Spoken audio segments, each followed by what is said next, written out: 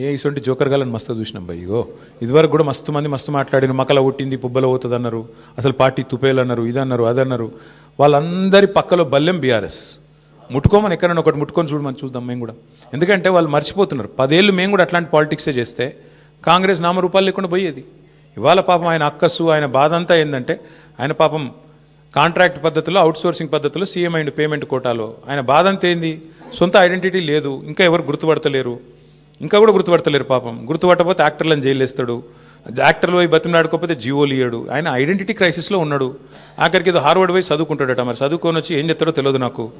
కానీ ఇప్పుడు హార్వర్డ్ పోయి చదువుకున్నాకనే మరి లాగుల తొండలు లేకపోతే అదేంది మెడల పేగులు ఇవన్నీ బంద్ అయితే అని ఆశిస్తున్నాం. గుడ్లు వీకుడు ఇవన్నీ బంద్ అయితే మంచిది. ఆడపోయినాక కూడా మరి ఇప్పుడు ఇంగ్లీష్ వచ్చిన వాళ్ళని తిడతాడు, నాకు ఒకటి తెలియక అడుగుతా. ఇంగ్లీష్ వస్తే ఆయనకి ఏం బాధనో నాకు తెలియదు. కానీ చిన్నపిల్లలు కూడా ఇలా రేపు అందరు బళ్ళలో గవర్నమెంట్ బళ్ళలో కూడా మా అక్క నేతృత్వంలో మొత్తం ఇంగ్లీష్ పాఠశాలలు పెట్టినాం. అందరు ఇంగ్లీష్ నేర్చుకుంటారు. మరి ఈయన హార్వర్డ్ పోతాడు. ఈయన మరి అక్కడ వాళ్ళు ఏం చెప్తారు, ఈయన ఏం వింటాడు, ఈయనకి ఏం అర్థమవుతుంది, అర్థమైనాక మళ్ళీ బయటికి ఏం సర్టిఫికేట్ ఇస్తారు, ఏం మాట్లాడతాడు, మళ్ళీ వచ్చి మా భయం మాకుంది. అక్కడ మళ్ళీ ఇంగ్లీష్ అనగానే నన్ను మళ్ళీ వాళ్ళని తిడతాడేమో, అరే మీరు బాత్రూమ్ కడుక్కుంటూ తిడతాడేమో. ఇంకా అమెరికాలో ఎవరి బాత్రూమ్ వాడు కడుక్కుంటాడు, మరి ఆడ ప్రొఫెసర్ అయినా కూడా వాని బాత్రూమ్ వాడు కడుక్కోవాలి.